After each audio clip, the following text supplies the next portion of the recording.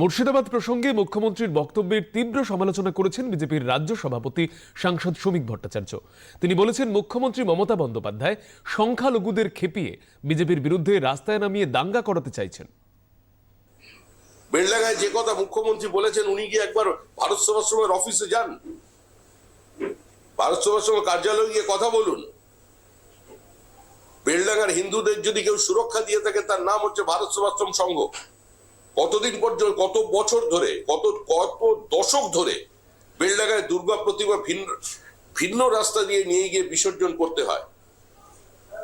সেখানে হিন্দু মুসলমানকে কেউ যদি প্রোটেকশন দিয়ে থাকে, সেটা ভারত সেবাশ্রম সংঘ। ওখানে হিন্দুরা দাঙ্গা লাগিয়েছে।